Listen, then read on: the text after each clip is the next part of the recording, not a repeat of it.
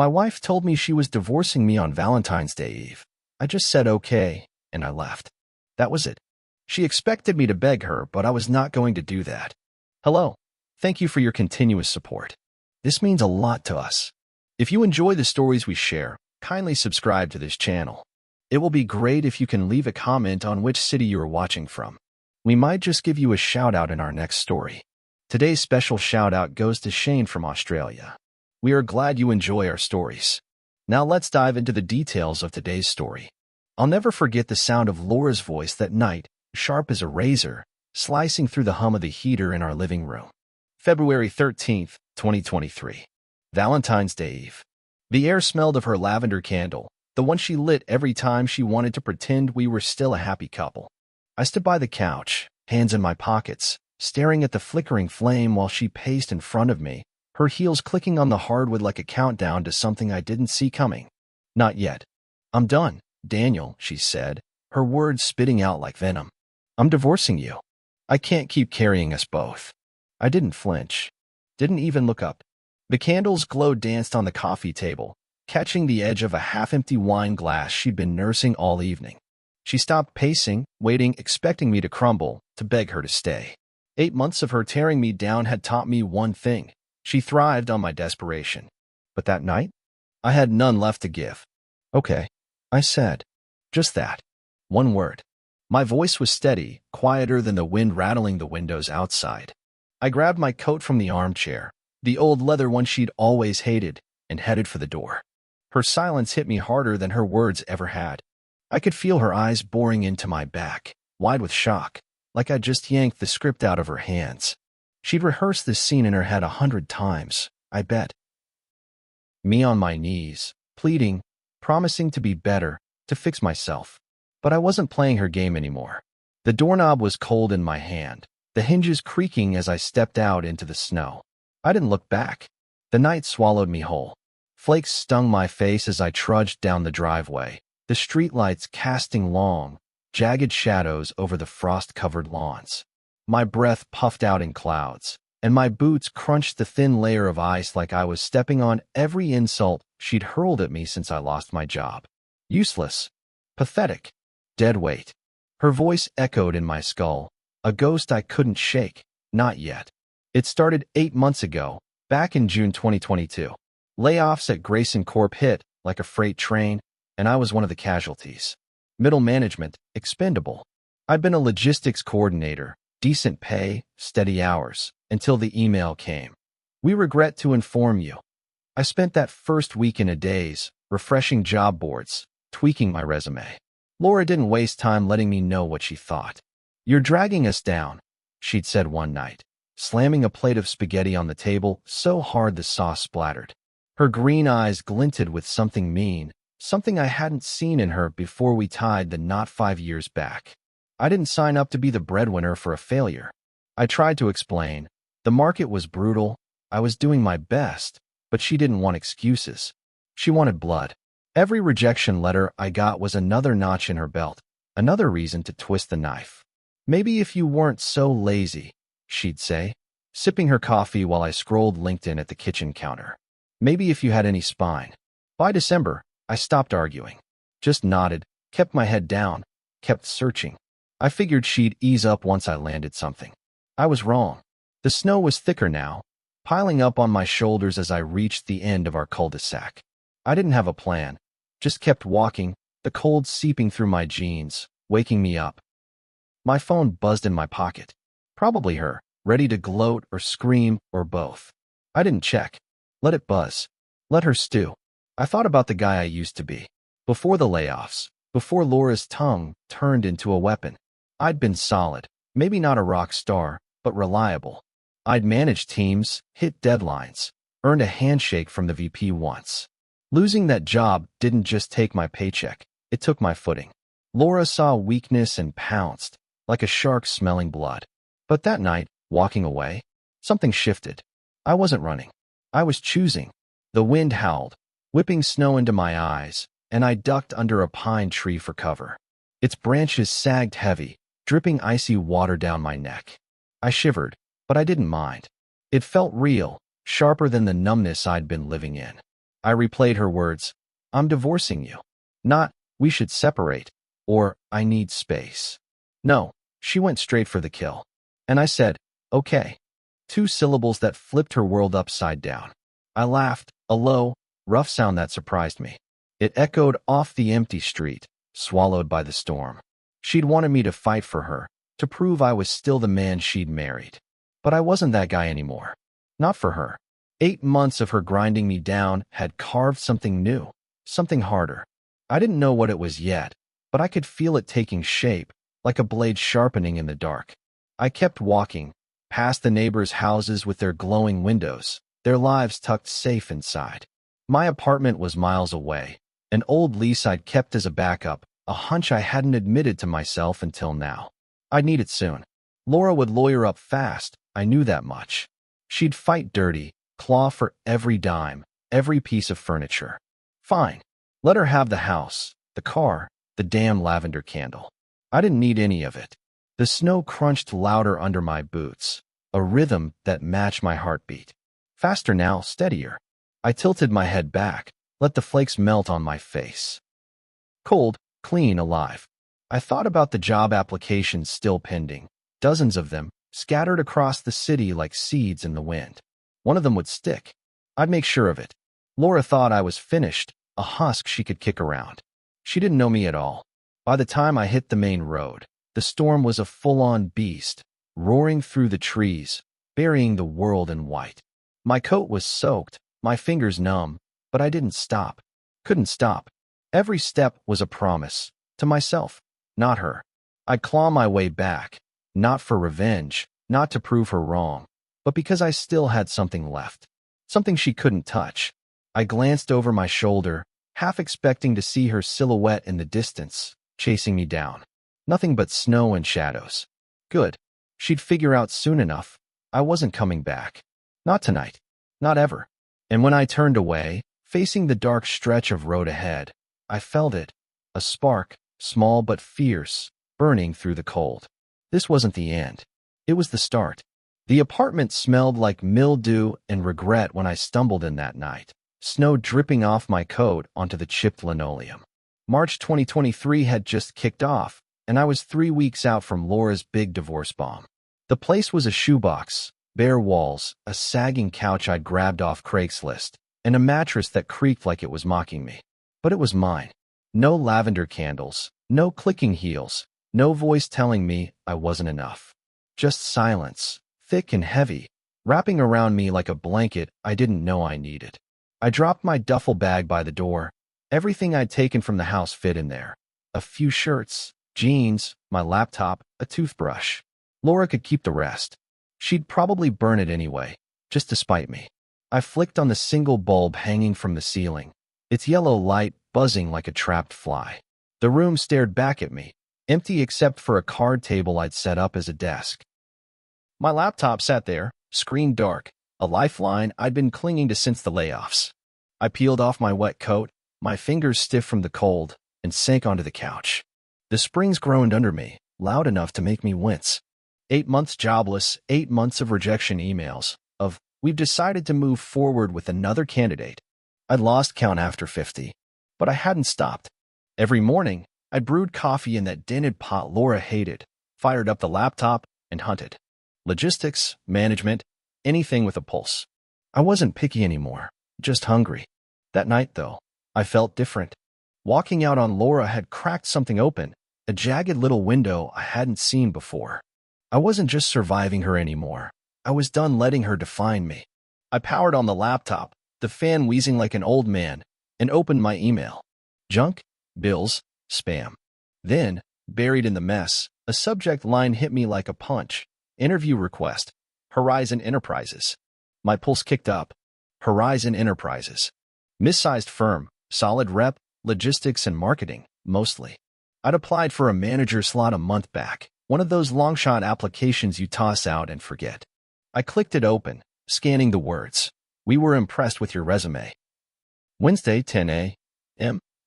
Looking forward, my mouth went dry. An interview. After months of nothing, this was a lifeline with teeth. I leaned back, staring at the cracked ceiling. Wednesday, 2 days away. I had 2 days to shake off the rust, to prove I wasn't the deadweight Laura saw. I got up, paced the tiny room, 5 steps wall to wall, my mind racing. I'd need to prep, research the company, polish my pitch, dig out the one suit I hadn't pawned. The suit was wrinkled, shoved in the duffel, but I'd make it work. I had to. Sleep didn't come easy that night. The mattress squeaked every time I shifted, and the wind rattled the window like it wanted in. I kept seeing Laura's face. Her smirk when she'd called me a failure, her shock when I walked out. It fueled me, that look. She thought I'd crumble without her, that I'd be begging on street corners by now. I'd show her. Not with words, those were her weapons, but with something real. Tuesday blurred by in a haze of coffee and adrenaline. I sat at that rickety table, laptop glowing, digging into Horizon Enterprises. They handled supply chains for retail chains, Walmart, Target, names I knew from my Grayson days. The manager gig was overseeing a team of 10, streamlining ops. My kind of turf. I pulled up old reports I'd done at Grayson, numbers I'd crunched, projects I'd nailed. I practiced answers in my head, why I'd been out of work, what I brought to the table, until they felt sharp, unbreakable. By Wednesday morning, I was wired. Shaved, showered, suit pressed with a borrowed iron from the landlord, an old guy named Pete who smelled like cigars and didn't ask questions. The mirror showed a guy I barely recognized, shadows under my eyes, jaw tight, but something alive in there too. I grabbed my keys, a cheap briefcase I'd found at a thrift store, and headed out. The bus ride downtown was a jolt, crowded, noisy, the city waking up around me. I didn't mind. It felt like momentum. Horizon's building loomed ahead, glass and steel cutting into the gray sky. I stepped off the bus, straightened my tie, and walked in. The lobby was all polish, marble floors, a receptionist with a smile that didn't reach her eyes. "Daniel Carter, here for an interview," I said, my voice steadier than I felt. She nodded, pointed me to the elevators. 5th floor. The interview room was bright, too bright, with a long table and 3 suits waiting. A woman with sharp glasses, a guy with a gray beard, and a younger dude tapping a pen like he was bored. I sat, hands folded, and they started firing. "Tell us about yourself. Why the gap in employment? What's your management style?" I didn't stutter, didn't flinch. I told them about Grayson, how I'd cut shipping costs by 15%, how I'd kept my team tight even when deadlines crushed us. "The layoff? Economic downturn," I said, calm. "I've been selective, waiting for the right fit." They nodded, scribbled notes. The bearded guy leaned forward. "Why Horizon?" I locked eyes with him. "Because I know logistics and I know people. You need someone who can deliver both." That's me. No begging, no bullshit. Just truth. They didn't smile, but I saw it, a flicker in their faces. Respect, maybe. The woman asked about problem solving. I walked them through a crisis I'd handled at Grayson, step by step, like I was back in the game. Pin tapper stopped tapping. It was over in 40 minutes. Handshakes, "We'll be in touch," the usual dance. I rode the elevator down, my heart hammering but my head clear. I'd nailed it. I knew it in my bones. The lobby air hit me cool and crisp as I stepped outside, the city buzzing around me. I didn't feel small anymore. Not invincible, not yet, but close. Back at the apartment that night, I was too keyed up to sit. I paced, replaying every word, every look from that panel. The phone stayed silent. Too soon for a call, I told myself. I microwaved a frozen burrito, ate it standing over the sink, the taste barely registering. The laptop glowed on the table, tempting me to check emails again, but I held off. Patience. I'd waited 8 months. I could wait a day. Then it buzzed, my phone, not the microwave. I lunged for it, nearly knocking over a chair. An email. Horizon Enterprises. My chest tightened as I opened it. "We're pleased to offer you the position of operations manager. Start date April 3. Congratulations." I read it twice, 3 times, the words blurring. A job. A real one. Manager. I sank onto the couch, the springs squeaking, and laughed, loud, rough, unstoppable. Laura's voice faded, just for a second, drowned out by something new. Me, winning. April 3rd, 2023, hit me like a freight train I didn't see coming. I stood in front of Horizon Enterprises again, suit crisp, briefcase in hand, but this time I wasn't begging for a shot. I was walking in as operations manager, keys to an office, a team, a paycheck. The glass doors slid open, and the lobby air rushed over me, cool and clean, like a baptism. I'd made it. 8 months of scraping by, of Laura's venom ringing in my ears, and here I was back on my feet, sharper than ever. The receptionist, same one, fake smile and all, handed me a badge with my name on it. Daniel Carter. Felt heavier than it should have, like it carried every rejection I'd swallowed to get here. 5th floor, she said, barely looking up. I nodded, rode the elevator alone, the hum filling my head with static. My stomach churned, not nerves, not exactly. Anticipation, maybe. I'd rehearsed this moment. First day, first impression. I'd run teams before at Grayson. I knew the drill. But this felt bigger, rawer. Like I was proving something to myself, not just them. The doors dinged open, and I stepped into chaos. The 5th floor buzzed, phones ringing, keyboards clacking, voices overlapping in a tangle of urgency. Open plan office, cubicles sprawling like a maze, a glass-walled meeting room off to the side. A guy in a tie too loud for 9 a.m. waved me over. Mike, HR rep, bearded guy from the interview. Carter, right on time, he said, clapping my shoulder like we were old pals. Team's waiting. Let's get you rolling. He led me through the cubicles, past curious glances and half-whispers. My office was a corner slot, small, but with a window. Desk, chair, a computer that didn't wheeze. Mine. I set my briefcase down, let the weight of it sink in. Mike rattled off logistics. 10 direct reports, supply chain focus, reports due Fridays. I nodded, half listening, already mapping how I'd run this. Efficiency was my game. I'd cut fat at Grayson, and I'd do it here. Then he said, team intros in 10. Conference room. I straightened my tie, ran through my opener in my head. Short, firm, set the tone. I didn't need them to like me, just to respect me. Mike left, and I had a minute to breathe, to stare out that window at the city sprawling below. Gray sky, honking traffic, life moving fast. I was part of it again. The conference room was packed when I walked in, 10 faces, some skeptical, some bored, all sizing me up. Mike stood by the whiteboard, scribbling something, while I took the head of the table. Morning, I said, voice steady. I'm Daniel Carter, your new ops manager. Been in logistics 10 years, cut my teeth at Grayson Corporation. I'm here to make us better, faster, smarter. Questions? Hands stayed down, but eyes narrowed. Good. They were listening. Mike jumped in, pointing around the room. This is Jake, junior analyst, bit green. Sarah, shipping lead. Tom, data guy. I nodded, locked names to faces. Jake looked shaky, like he'd spill coffee if I stared too hard.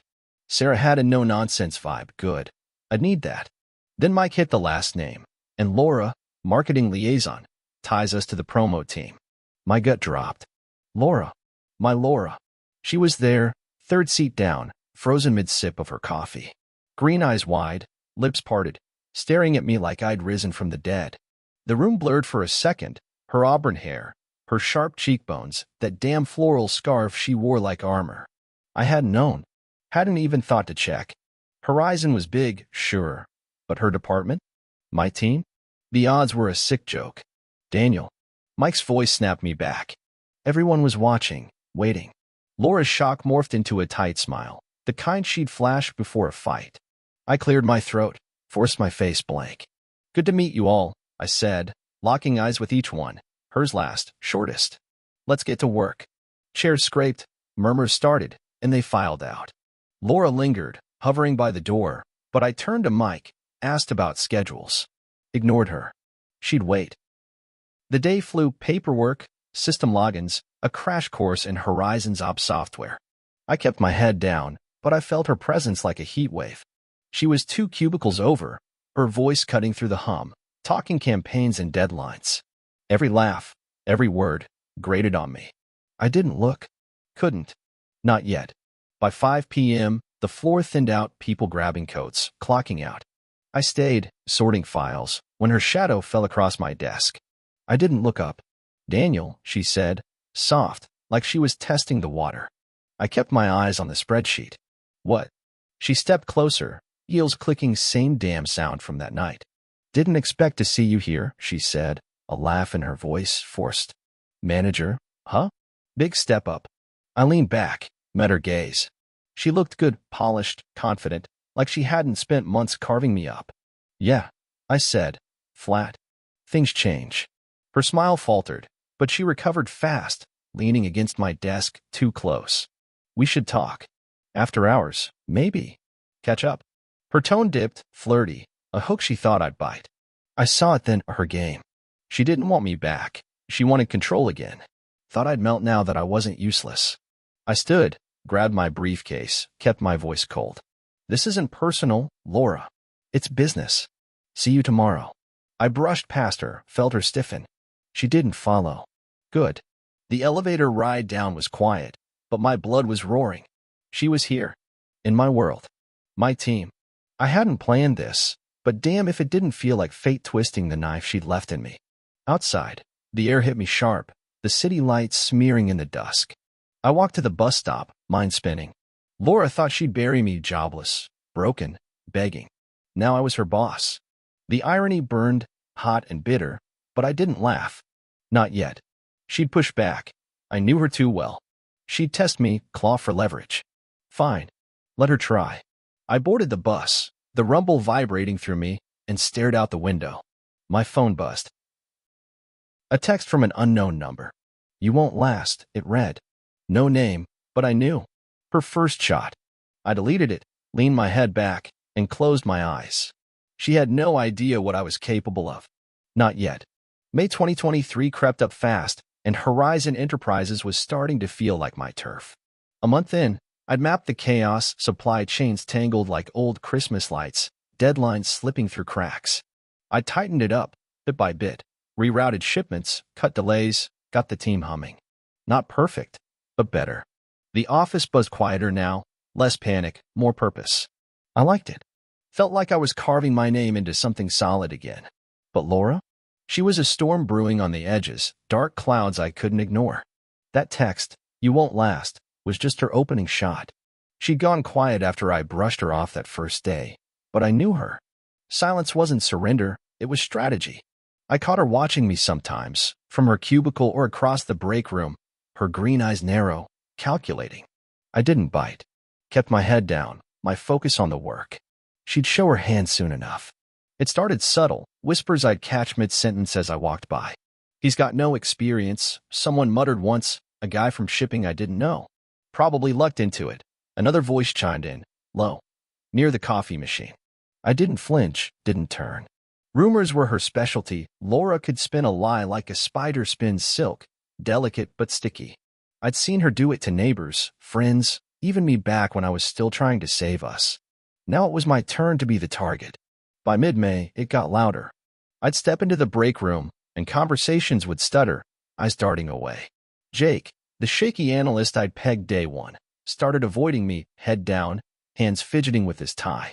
Sarah, my shipping lead, stayed steady, but even she'd pause sometimes, like she was weighing what she'd heard. I didn't ask, didn't need to. Laura's fingerprints were all over it. Smudges of spite I could feel without seeing. The proof hit one Tuesday morning. I was in my office, coffee cooling on the desk, crunching numbers for a Friday report. Mike from HR poked his head in, beard bristling, face tight. Got a minute, he said, shutting the door behind him. I leaned back, nodded. He didn't sit, just stood there, arms crossed. There's talk, he started, voice low. Some of the team think you're off. Vindictive, maybe. Out of your depth. My jaw tightened, but I kept it cool. Who's saying it? I asked, though I already knew. Mike shrugged, evasive. Doesn't matter. Just chatter. Laura's name came up, though. Said you too have history. That you're here to settle a score. He watched me, waiting for a crack. I didn't give him one. She's my ex, I said flat. Marriage tanked. That's it. I didn't know she worked here, till I started. This about her. Mike scratched his beard, nodded slow.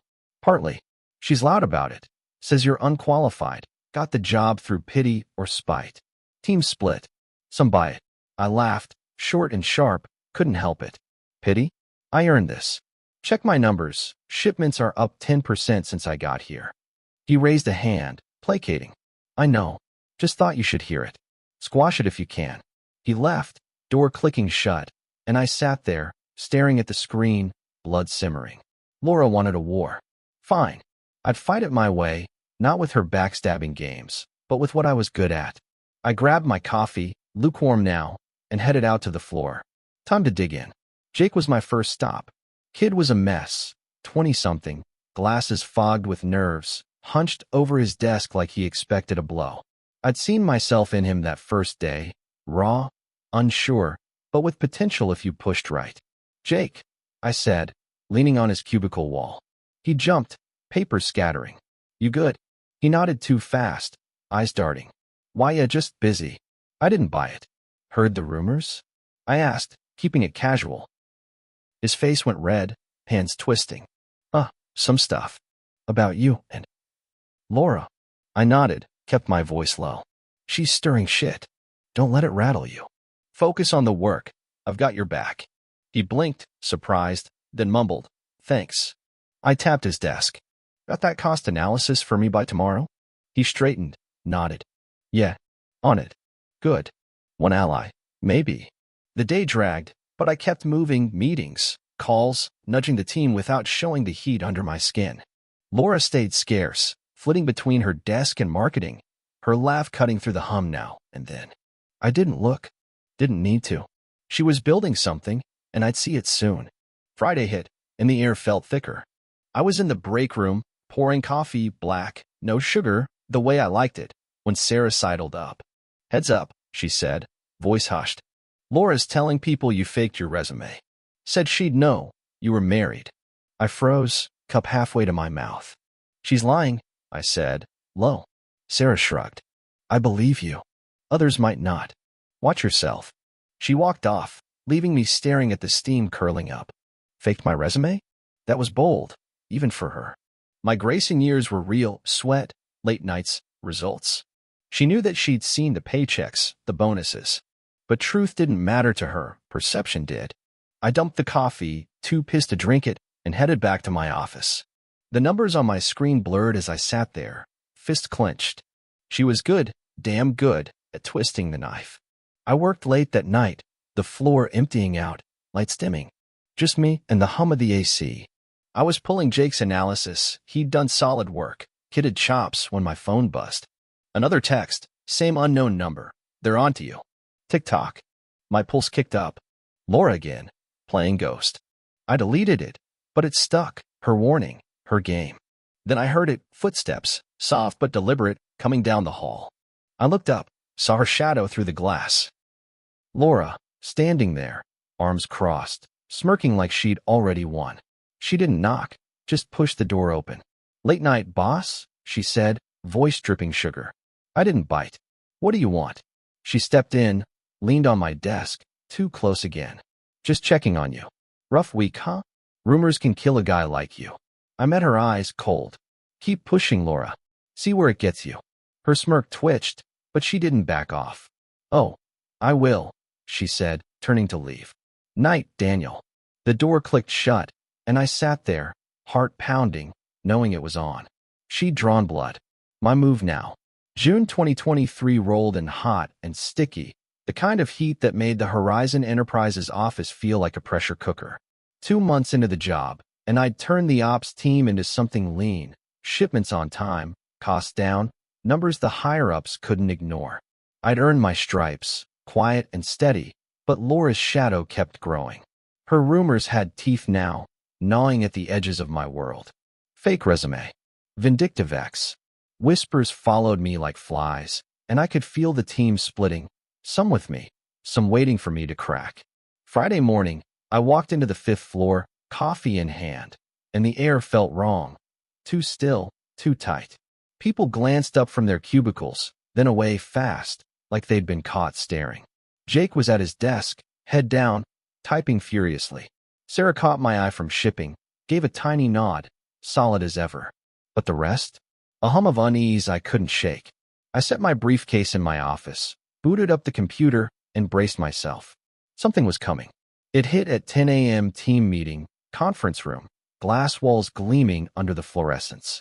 I'd called it to review the quarter, data I'd prepped, solid as concrete. 10 chairs filled, my crew watching me like I was a tightrope walker halfway across. Laura sat third seat down, legs crossed, scarf knotted tight, her smirk a blade she didn't bother hiding. I stood at the head, clicked the projector on, and started. Q2 numbers, I said, voice level. Shipments up 12%, delays cut by half. Jake's cost analysis saved us 10 grand last month. Good work. Nods, a few murmurs, Jake flushed red, proud. I kept going, sliding stats across the screen, laying out what we built. Then Laura moved. Not loud, not yet, just a shift, a lean forward, her pen tapping the table like a metronome. Tap, tap, tap. I ignored it, flipped to the next slide. Next quarter, we're pushing question, she cut in, voice smooth, too sweet. Heads turned. I stopped, met her eyes.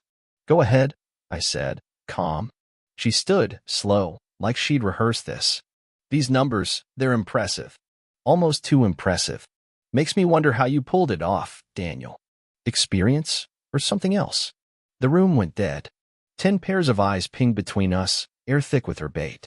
I didn't flinch. Experience, I said, firm. 10 years at Grayson, like I told you day one. Next question. She didn't sit. Smiled instead, sharper now. See, that's the thing. I know you, Daniel. We were married, remember? I never saw that experience. You were laid off, months out of work. Suddenly you're here, running us? Feels convenient. My pulse kicked, hard, but I kept my face stone. She'd gone there, dragged our wreckage into the open, betting it'd break me. Whispers started, low and fast, Tom from Data, a guy near the back. Jake stared at his hands. Sarah's jaw tightened, but she didn't move. Laura pressed, stepping closer, voice rising. I mean, let's be real. A fake resume's easy to slip by HR, right? Pity hire, maybe. Or spite, get back at me? Which was it? The room held its breath. My coffee sat cold on the table, steam long gone. I could have shut her down, called her out, walked away. But that's what she wanted, me rattled, defensive. I'd played her game too long at home. Not here. I set the clicker down, slow, deliberate, and faced her square. You're right, Laura. We were married. 5 years. You know me better than anyone, or you think you do. Her smirk flickered, just a hair. I stepped around the table, closing the gap, my voice steady, cutting through the hum. Yeah, I was laid off. 8 months, no job. You called me useless, pathetic, every name you could think of. I took it. Kept going. Applied everywhere, 50, 60 places. Horizon saw what you didn't. I'm damn good at this. Grayson wasn't fake. Check the records. I cut costs 15% there, ran a team of 12. Here? I've done it again. Numbers don't lie. You do. She blinked, caught off guard, but rallied fast. Nice story, she shot back, chin up. Doesn't mean you belong here. You're out of your league, Daniel. Everyone sees it. She waved a hand at the team, fishing for backup. No one bit. Sarah crossed her arms, staring her down. Jake looked up, eyes wide but steady. The rest just watched, silent, waiting. I laughed, low, rough, real. Out of my league? Look around. We're hitting targets because I'm here. You?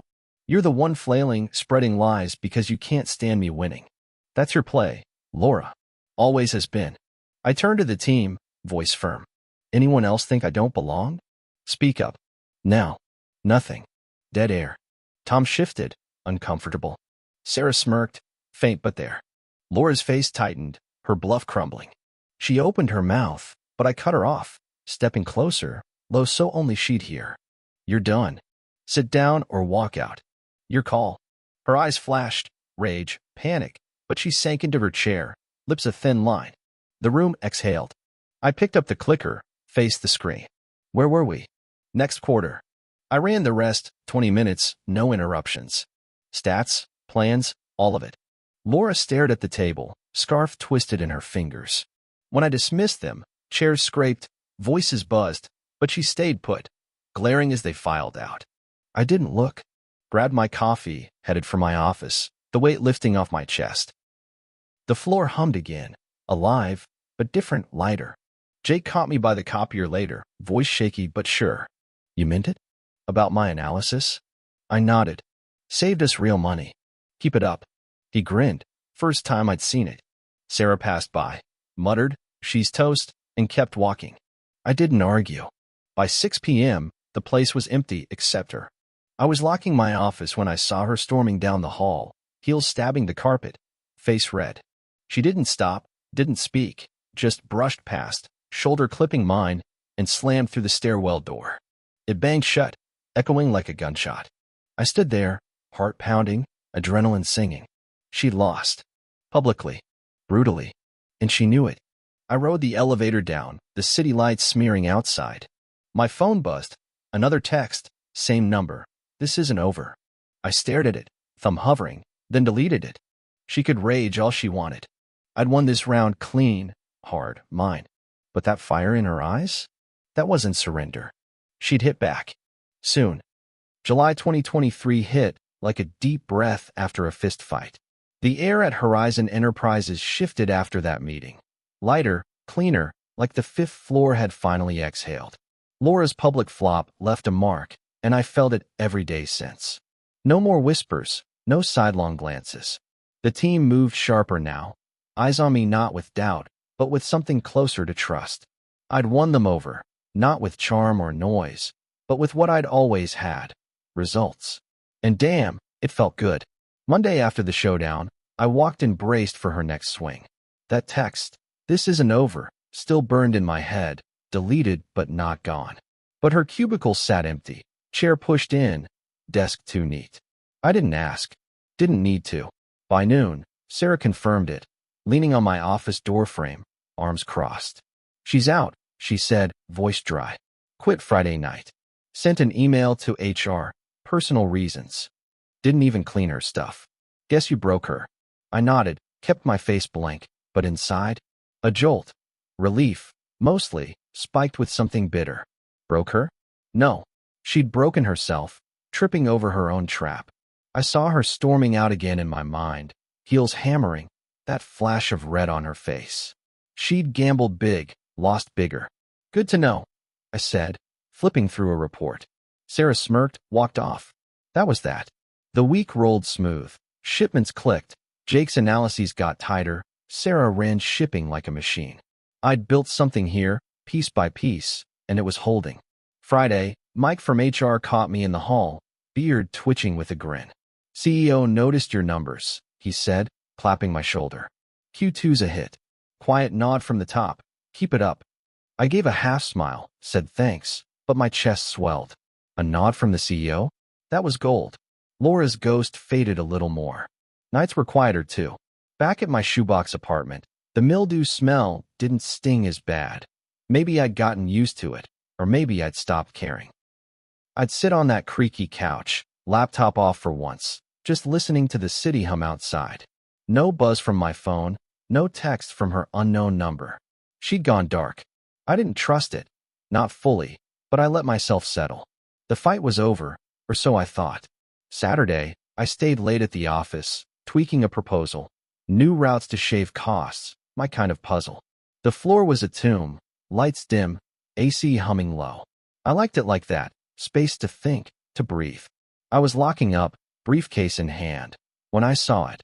A shadow by Laura's old desk. Not her, too short, too stocky. A janitor, maybe, rifling through drawers. I froze, watched. He pulled out a scarf, her floral one, knotted tight, stuffed it in a trash bag, and moved on. Gone. Just like that. I stood there, staring at that empty cubicle, and it hit me. Harder than I expected. She was really out. Not just the job, but my life. 5 years of her voice, her rules, her weight on me. Erased, like a stain scrubbed clean. I walked to the elevator, the scarf's ghost lingering in my head, and rode down. The lobby was dead, my boots echoing on marble. Outside, the air was thick, summer pressing down, but I felt light, freer than I'd been in years. Back home, I cracked a beer. Cheap, cold, the first I'd had in weeks. Sat on the couch, let the can sweat in my hand. The fight with Laura replayed, not the meeting, but the years before, her tearing me down, me swallowing it, thinking I deserved it. Losing Grayson had gutted me, sure, but she'd made it a grave. I'd climbed out anyway, jobless, broke, alone, and landed here. Manager. Respected. Whole. The beer was half gone when my phone buzzed on the table. I tensed, her again, but it was just a junk email. I laughed, short and rough, set the can down. Then I saw it. A letter slid under my door, no stamp, just my name in her tight, slanted scrawl. My gut twisted. I picked it up, paper thin, unopened.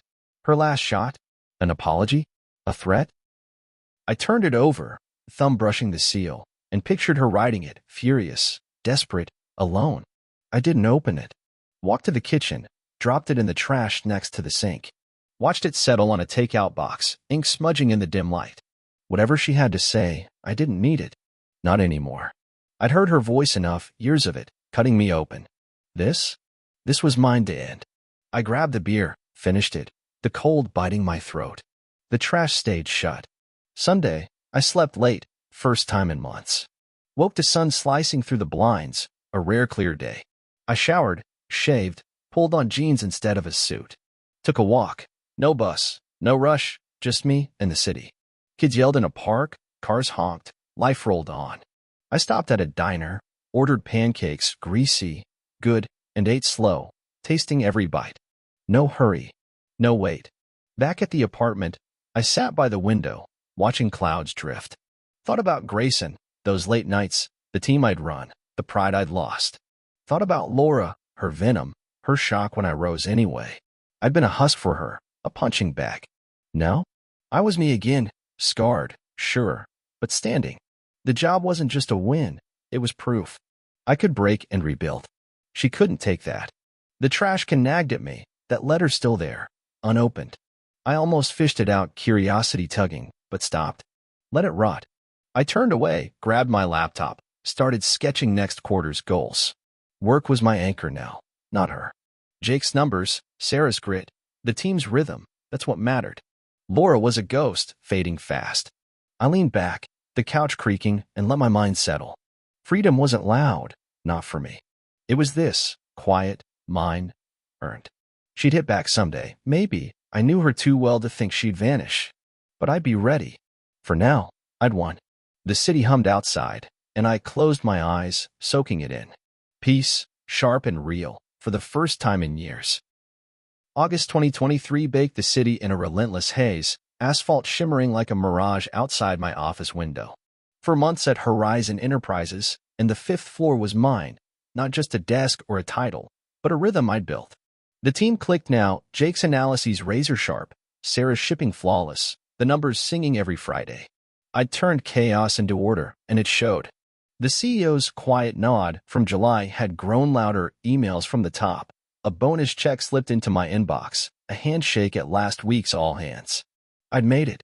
Not just back, but higher than I'd ever been. The office was mine too, literally now.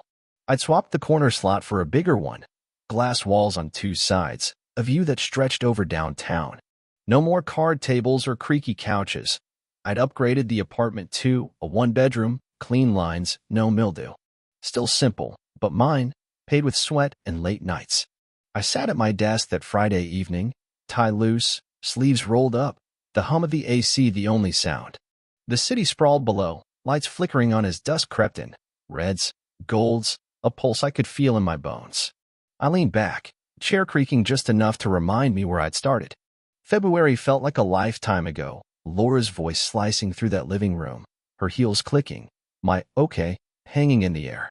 8 months jobless before that, her insults piling up like snow outside my old apartment. Useless. Pathetic. I'd carried those words, let them weigh me down, until I didn't. Walking out that night wasn't just leaving her, it was leaving that version of me, the one who'd been under her. Now, I was solid. Not loud, not flashy, just steady, unbreakable. The team saw it. Jake, especially. Kid had guts now, showed up yesterday with a breakdown of vendor costs I hadn't even asked for. Saved us another chunk. Learned from you, he'd said, grinning, glasses still fogged with nerves but less shaky. I'd clapped his shoulder, told him to keep pushing. Sarah too. She'd started calling me boss, without the edge, a nod I'd earned. Even Tom, the data guy who'd whispered behind my back in May, had fallen in line, crunching numbers like his job depended on it. It did. Laura's ghost had faded, mostly. She'd quit in July, stormed out after that meeting, and vanished. No more texts, no whispers filtering back. Her cubicle stayed empty, a new marketing liaison stepping in. Quiet guy, no drama. I'd won that war, clean and cold, but I didn't gloat. Didn't need to. The victory was in the work, the life I'd clawed back. Still, that unopened letter nagged at me sometimes, buried in my trash back home. I'd left it there, a relic I didn't want to touch. I stood, stretched, grabbed my coffee mug, empty, cold. The floor was dark, team gone for the weekend. I liked these late hours, space to think, to plan. I walked to the window, hands in my pockets, watching the skyline sharpen against the night. Grayson flickered in my head. Those years before the layoffs, running logistics, feeling like I mattered. I'd lost that, thought it was gone for good. Laura had hammered it in. You're nothing without me. She'd been wrong. I was more now, scarred, sure, but stronger for it. Then it hit me. A memory, sharp and unbidden, slicing through the quiet.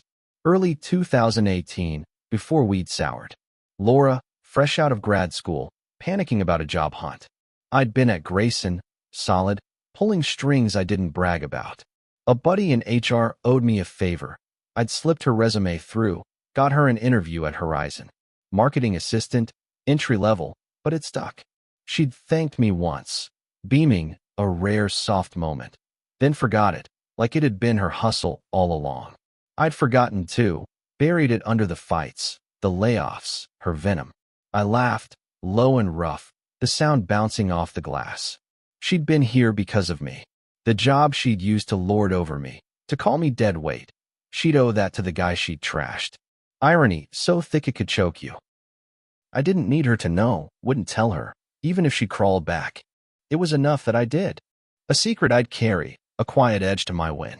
The phone on my desk buzzed, snapping me out. Jake, text, not call. Vendor deal locked. 5% off next quarter. Night. I grinned, typed back, good work. Rest up. Kid was a machine now, and I'd shaped him. Pride hit me, warm and real, not just for him, but for me. I built this team, job, life from ash. Laura thought I'd burn out. I burned brighter instead. I grabbed my briefcase, locked the office, rode the elevator down. The lobby echoed, my steps loud on marble. Outside, the air was cooler, summer loosening its grip. I didn't take the bus, walked instead, city noise wrapping around me. Horns, laughter, a street musician's guitar twanging off-key. I stopped at a corner store, grabbed a beer, better stuff this time, not the cheap swill from July. Popped it open on my balcony later, the city sprawling below like a map I'd conquered. I sipped slow, let the cold bite my throat. Thought about that letter again, her last jab, whatever it was. Didn't matter. I'd tossed it, left it behind, like I'd left her. She could have written anything, curses, tears, a plea. It wouldn't change this, me standing here, whole. If she came back, and part of me knew she might, spite like hers didn't die easy, I'd be ready. Not with anger, not anymore. With this quiet, hard-earned peace. The beer was gone when I set it down, the clinking on the railing. I leaned forward, elbows on metal, watching the lights pulse. Grayson, Laura, the layoffs, they'd shaped me, sure, but they didn't own me. Horizon did. The team did. I did. I'd fallen, broken, risen, higher than I'd dreamed back in that snowy February night. I turned off the office light in my mind, shut it down, like I had an hour ago. Smiled, faint but real, not at her fall, not at revenge, but at me. The view from the top wasn't just the skyline, it was this feeling, sharp and mine. The city hummed below, and I let it carry me, one steady breath at a time. Free. You've just heard my story, every step from that cold Valentine's Eve to this view from the top. I took the hits, walked through the fire, and came out stronger. Now it's your move. What's the fight you're facing? The comeback you're chasing? Drop it in the comments below. I'm listening, and so's this crew. Hit that like button if you felt this. Smash subscribe for more tales of grit like mine, and ring the bell so you don't miss the next one. Share this with someone who needs a spark. Let's keep rising, together. This is Daniel Carter, signing off, but not out. See you soon in our next story.